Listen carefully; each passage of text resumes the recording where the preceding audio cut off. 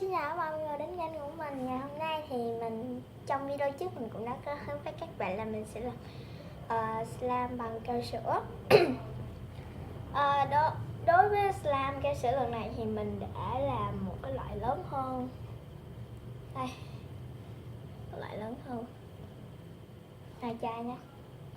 Và những nguyên liệu của mình đã chuẩn bị sẵn. Quên, mình có một cái slime mà lần trước mình làm đó là cái slime trong, nhưng mà các bạn nhìn đây, đây chính là cái hậu quả nặng nề mà đúng mình để nó ở bên ngoài mà không đóng nắp lại. Nhìn nha, nó rất là cứng. Đây. Dạ, không thể nào mềm được. Cái màu của nó trong cái camera thì nó lại trong, nhưng mà ở bên ngoài thì nó đen xì lì ra, nó xám xịt luôn. Mình không thích nữa cho nên mình đã định được nó.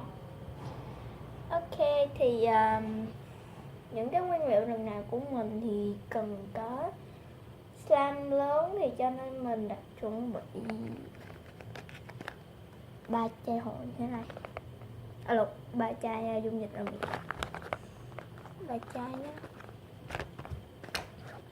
Một cái muỗng, kim tuyến màu,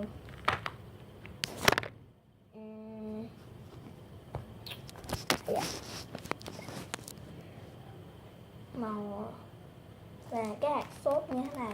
Lát nữa mình bỏ vô cho nó đẹp á. Ok, bắt đầu làm thôi. Đầu tiên mình cũng phải có chuẩn bị nước nữa. Ok, mình không biết là có được hay không, chứ mình thử. Ở đầu tiên là mình sẽ bỏ một chai hồi lớn như này vào đây. Hơi bị lớn luôn á, từ từ mình bỏ chai hồi nhỏ trước đi.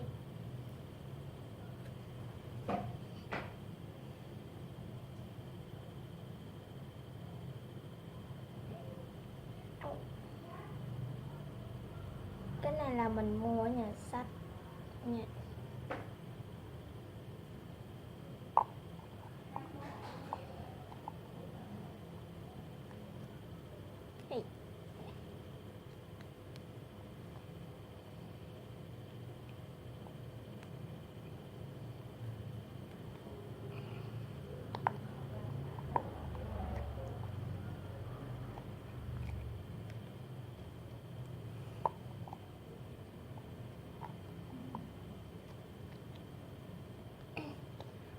Trong lúc mình sẽ đợi cái chai hồi này nó chảy xuống thì mình cũng có nói là dạo gần đây thì mình thấy có một cái kênh mà được nhận rất là nhiều người phàn nàn và phẫn nộ, đó là cái kênh Phương Nguyễn.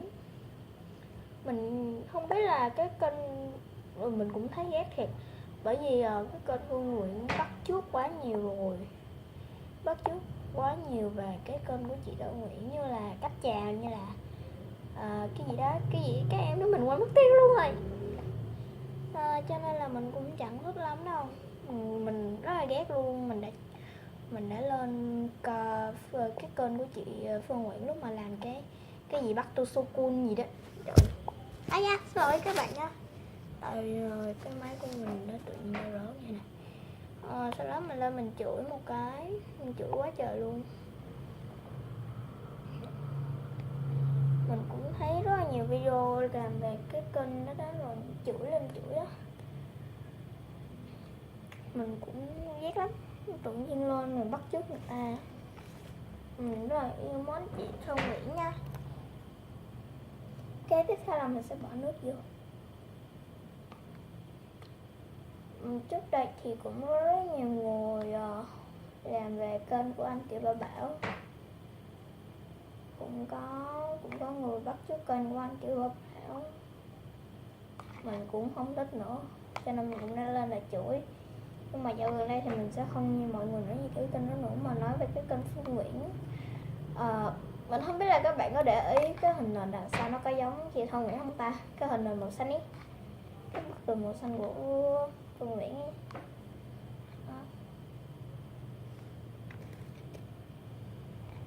Nhà mình đang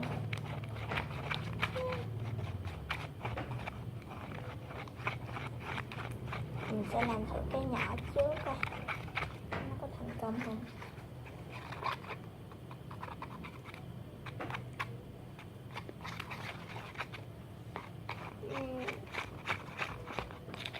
mà mấy cái kênh giả cạo này mình cũng chẳng thích lắm đâu, bởi vì thấy kênh của người ta là được không, lúc mà mình vô video của Phương Nguyễn thì mình không thấy một cái sụp nào hết trơn á.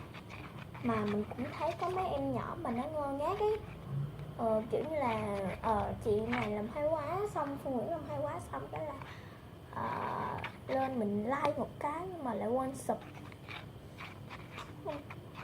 Mình cũng thấy ghét lắm. Để mình vô mình bữa sau ngày mai mình vô lớp hỏi thử ơi, bạn nào có biết kênh Phương Nguyễn không, mình sẽ cho những nước vô cho nó lỏng lẻo hơn.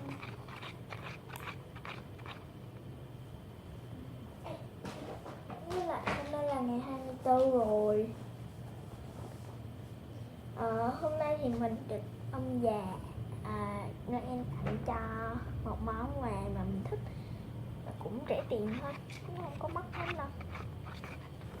Đó là đây nè. Mình không tài nào nghĩ ra làm sao mà đến ngày Noel mà nó đến nhanh như vậy được. Chắc là mình không nghĩ là mình không ngờ được hôm nay là ngày Noel mà chẳng có thấy ai ngoài đường, đi ngoài đường trang trí Noel gì hết trơn á.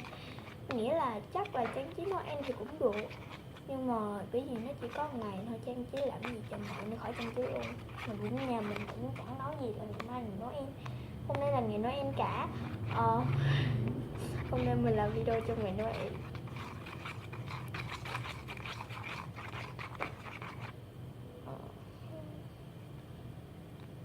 Cái nút này nó cũng chưa có được rồi, mình sẽ cho thêm. Dạ. Mình sẽ cố gắng bảo quản này thật lâu thật tốt.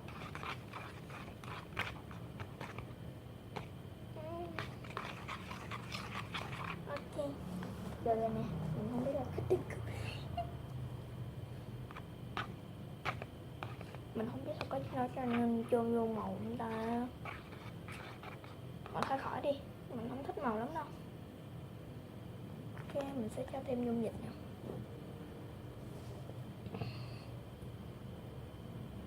Nên nó đặc.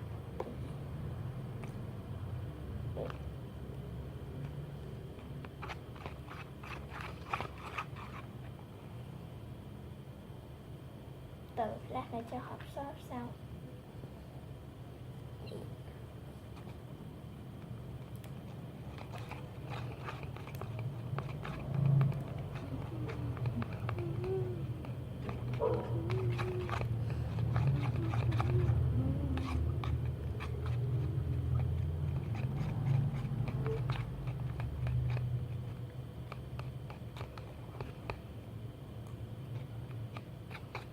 Đây là cái kênh mà nó chỉ có 2 video thôi. Mình mong là các bạn sẽ ủng hộ kênh của mình nhé. Mình cũng không biết là có sai sót gì không, bởi vì mình cũng chẳng có làm gì về video cả.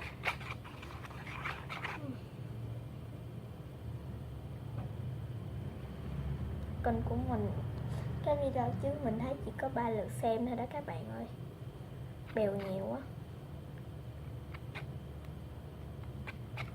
Mà mình cũng không để ý cái kênh sụp như thế nào, nhưng mà nó không có cái hình phông nền, nó không có được đẹp lắm, chỉ là cái phông nền có cái hình chữ giờ thôi à, không có gì bắt mắt lắm đâu.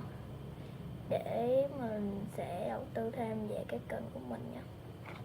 Mình sẽ cố gắng làm cái video hay hơn, rồi đầu tư hay hơn. Cũng như là trong video thì mình sẽ làm nó có nhạc nè, rồi có phong cảnh này nữa, nó đẹp hơn. Chứ thật ra cái kênh của mình nó nghèo nàn lắm mới làm mà.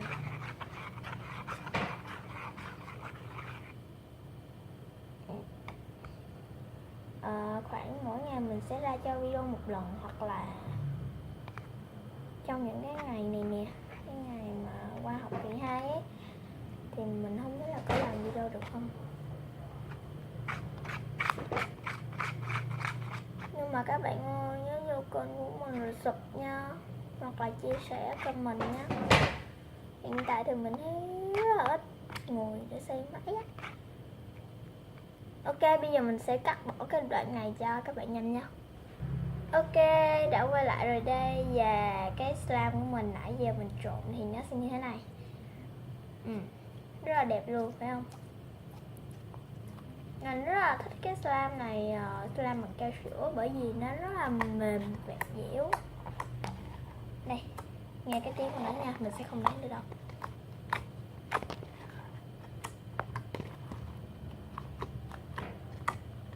Còn cái slime trong kia thì nó đã bị hư rồi, rất tiếc.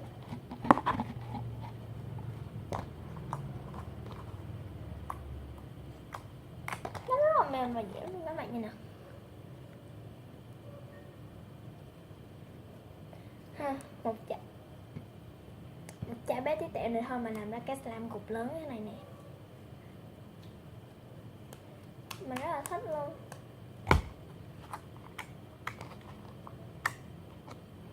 À quên, mình chưa cho cái này vào.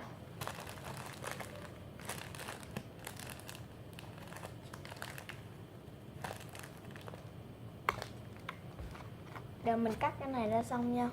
Ok, bây giờ mình đã mở ra. Sẽ đổ nha, mình sẽ đổ vô đây. Ít thôi, thử rồi. Wow, trời ơi, cũng rất là tuyệt đó các bạn ơi. Nó cứ đổ ra ngoài đây để mình để trong cái hộp này.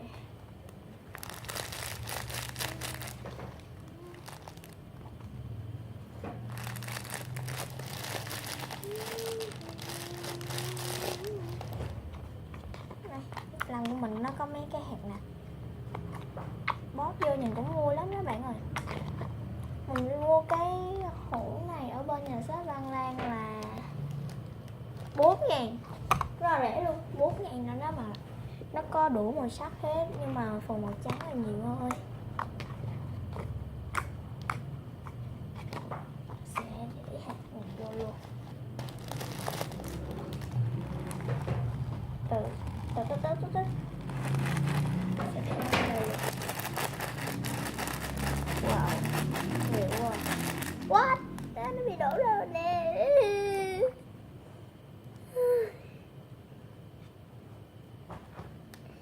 Do không cẩn thận cho nên nó mới bị đổ. Ok, nó rất là nhiều rồi nè. Để mình lấy ra cho vào đây. Chứ cái này rất là nhẹ luôn, nó dễ rớt lắm. Nhưng mà mình quên mua hạt nhỏ mất rồi.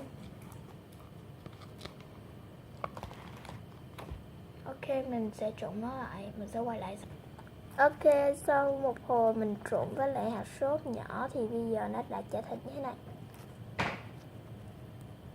Đây, những hạt sốt nhỏ nó cũng có ít màu. Và mình cũng đã có cho thêm một chút kim tuyến màu xanh. Đây.